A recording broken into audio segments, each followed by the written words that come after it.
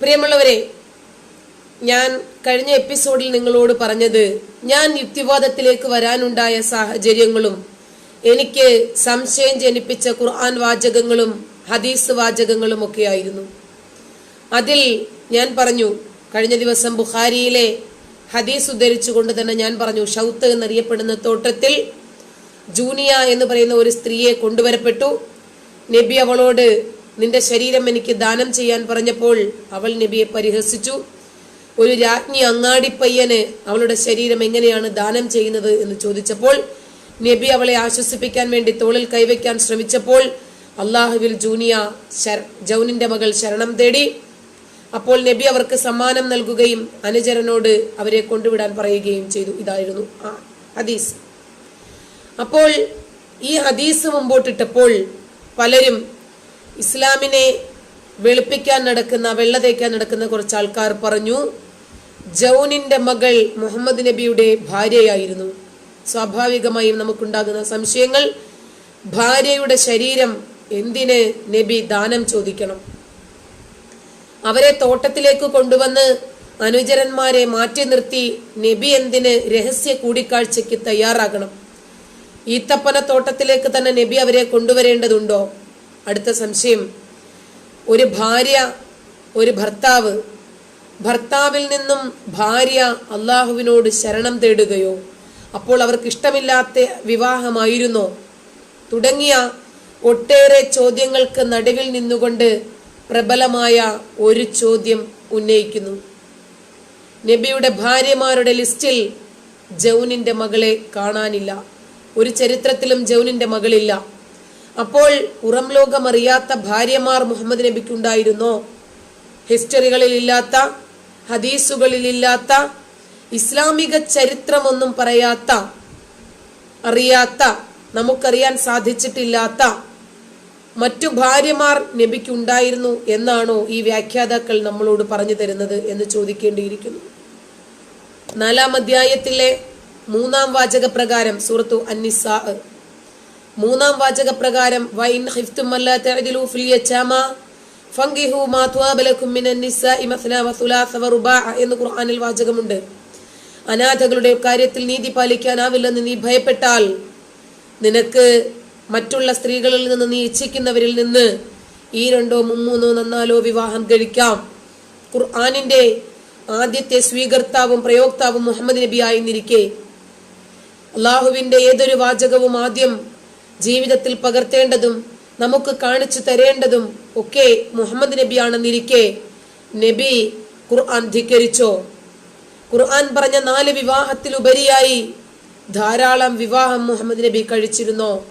അപ്പോൾ നബി ഖുർആനിനെ അംഗീകരിക്കാത്ത, ഖുർആനിനെ അനുസരിക്കാത്ത, ഖുർആനിന്റെ ഉത്തരവുകൾ ഒന്നും തന്നെ ജീവിതത്തിൽ പകർത്താത്ത ഒരു വ്യക്തിത്വമായിരുന്നു എന്നാണോ വ്യാഖ്യാതാക്കൾ നമ്മളോട് പറഞ്ഞു തരുന്നത്? എൻ്റെ സംശയം പോയ വഴിയാണ് ഞാൻ നിങ്ങളോട് പറയുന്നത്.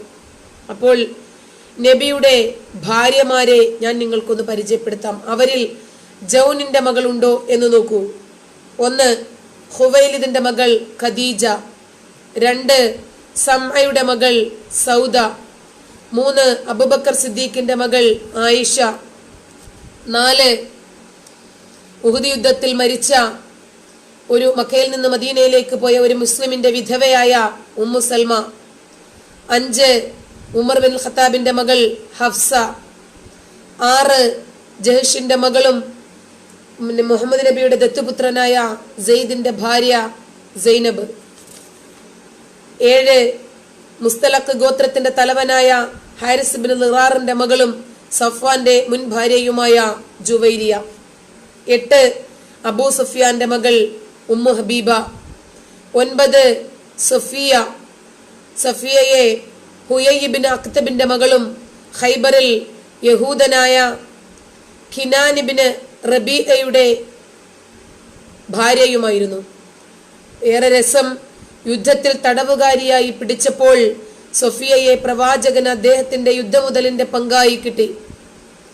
ഖൈബറിൽ നിന്നും മദീനയിലെത്തുന്നതിനു മുമ്പ് അദ്ദേഹം അവളെ വിവാഹം ചെയ്യുകയുമുണ്ടായി. രസമതല്ല, ഖിനാനയുമായി ദാമ്പത്യ ബന്ധം നിലനിൽക്കുമ്പോഴായിരുന്നു മുഹമ്മദ് നബി സഫിയയെ വിവാഹം കഴിച്ചത് എന്നാണ് ഇസ്ലാമിക ചരിത്രങ്ങളിൽ നിന്നും അറിയാൻ കഴിയുന്നത്.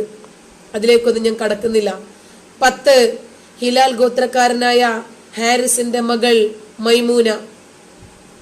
11 ഷുറൈഹിന്റെ മകൾ ഫാത്തിമ. 12 യസീദിന്റെ മകൾ ഹിന്ദ്. 13 സബഇന്റെ പുത്രി അസ്മ. 14 ഖുസൈമയുടെ പുത്രി സൈനബ്. 15 ഖൈസിന്റെ പുത്രി ഖൗല. 16 നുഅ്മാന്റെ പുത്രി അസ്മ. ഈ വിവാഹം പൂർത്തിയായിട്ടില്ല എന്നാണ് ചരിത്രം കേട്ടാ. 17 ലഹാക്കിന്റെ പുത്രി ഫാത്തിമ. ഇവരുടെയും വിവാഹ കരാർ പൂർത്തിയായിട്ടില്ലത്രേ. എന്നെ കല്ലെറിയണ്ട, ഇത് ഹിസ്റ്ററിയിലുള്ളതാ. 17 പറഞ്ഞത്. 18 മാരിയ. അത് ഏറെ രസമാണ്. മാരിയത്തുൽ കിബിത്തി ഈജിപ്ഷ്യൻ ക്രിസ്ത്യൻ വനിതയായിരുന്നു. അഥവാ പ്രവാചകന് ഈജിപ്തിൽ നിന്ന് അയച്ചു കിട്ടിയ സമ്മാനമായിരുന്നു മാരിയത്തുൽ കിബിത്തിയ. ഇബ്രാഹിം എന്ന കുട്ടിയെ ഇവർ പ്രസവിച്ചുവെങ്കിലും ചെറുപ്പത്തിൽ തന്നെ ആ കുട്ടി മരിച്ചുപോയി. അത് നബിയുടെ കുട്ടിയല്ലെന്ന് മറ്റു ഭാര്യമാർ ആരോപിച്ചിട്ടുണ്ട്. 19 യഹൂദ ഗോത്രക്കാരനായ ബനു ഖുറൈളക്കാരി റീഹാന. അതും യുദ്ധമുതലിൽ നബിക്ക് യുദ്ധ പങ്കായി കിട്ടിയതാണ്. മതം മാറാൻ ഇഷ്ടപ്പെടാത്ത അവളെ കരാറടിസ്ഥാനത്തിൽ വിവാഹം കഴിക്കുകയും, അതായത് മറ്റേ മുത്അ വിവാഹമുണ്ടല്ലോ, ഇത്ര കാലത്തേക്ക് ഇത്ര എമൗണ്ടിന് കൂടെ കൂട്ടുന്നൊരു രീതി. അപ്പോൾ വിവാഹം കഴിക്കുകയും അടിമ സ്ത്രീയായി തന്നെ പ്രവാചകന്റെ കീഴിൽ നിലനിർത്തുകയും ചെയ്തു. അടിമകളെ പിന്നെ ഇതിനാ വിവാഹം കഴിക്കുന്ന യഥേഷ്ടം ഉപയോഗിക്കാമല്ലോ. 20 ഔസ് ഗോത്രത്തിലെ 4 വനിതകളിൽ ഒരാളായ ഇവൾ സ്വയം പ്രവാചകനെ വരിക്കുകയായിരുന്നു. ഉമ്മു ഷരീഖ്. ഈ 20 ജൗനിന്റെ മകൾ എവിടെ? ജൗനിന്റെ മകൾ എവിടെ? ജൗനിന്റെ മകളെ കാണാനില്ല. ഓ, നബിയുടെ ഭാര്യമാരിൽ ഈ 20 പേരെ ഇസ്ലാമിക ചരിത്ര ഗ്രന്ഥങ്ങളിൽ നിന്നും നമുക്ക് കിട്ടും. ചോദ്യം ഇതാണ്, ഖുർആൻ 20 വിവാഹം കഴിക്കാൻ പറഞ്ഞിട്ടുണ്ട്. നബി മരിക്കുന്ന സമയത്തു തന്നെ നബിയുടെ ജീവിച്ചിരിക്കുന്ന 9 ഭാര്യമാർ നിലവിലുണ്ടായിരുന്നു. ഇനിയും 4-ാം അധ്യായത്തിലെ 3-ാമത്തെ വാചകത്തിൽ അത്തൊബിരി പറഞ്ഞ വിശദീകരണം ഈ 2 ഒറ്റ ദിവസം 4 കല്യാണം കഴിക്കണം, 2 വീതം. 3 ഒറ്റ ദിവസം 3 6 കല്യാണം. അപ്പൊ 6 4 10ആയി. നന്നാലോ പിന്നെ എത്രയാണ്? 4 വീതം 8ആയി, 18 കല്യാണം. എന്നാൽ പോലും നബിയുടെ കല്യാണം 20ആയി. ഇനി അത്തൊബിരി പറഞ്ഞ വ്യാഖ്യാന പ്രകാരമാണെങ്കിൽ പോലും അതും കവർ ചെയ്ത് പോയി. അപ്പോൾ പറയുന്നത് ഇതാണ്, ഒറ്റയ്ക്കൊരു സ്ത്രീയെ തോട്ടത്തിൽ കിട്ടിയാൽ എങ്ങനെയാണ് ദാനം ചോദിച്ചു വാങ്ങേണ്ടതെന്നും എങ്ങനെയാണ് കൈകാര്യം ചെയ്യേണ്ടതെന്നും നബി അതിവിദഗ്ധമായി അനുചരന്മാരെ പഠിപ്പിക്കുകയായിരുന്നോ? ഈ ലേഡി ജൗനിന്റെ മകൾ നബിയുടെ ഭാര്യയായിരുന്നോ? അല്ലേ? 1. രണ്ടാമത്തെ ചോദ്യം, ഖുർആന്റെ സ്വീകർത്താവും ആദ്യത്തെ പ്രയോക്താവുമായ മുഹമ്മദ് നബി അള്ളാഹുവിന്റെ കൽപ്പനകൾ ലംഘിച്ചിരുന്നോ? അടുത്തത്, ഇസ്ലാമിക നിയമപ്രകാരം ഖുർആനിന്റെ വിധിവിശ്വാസ പ്രകാരം ഖുർആനിന്റെ കൽപ്പന പ്രകാരം അള്ളാഹുവിന്റെ വാചകത്തിന്റെ അർത്ഥപ്രകാരം ഒരു വ്യക്തിക്ക് എത്ര വിവാഹം കഴിക്കാം? മുഹമ്മദ് നബിക്ക് മാത്രമായി പ്രത്യേകമായ വിവാഹ നിയമങ്ങളുണ്ടോ? അടുത്ത എപ്പിസോഡിൽ വീണ്ടും കാണാം. നന്ദി.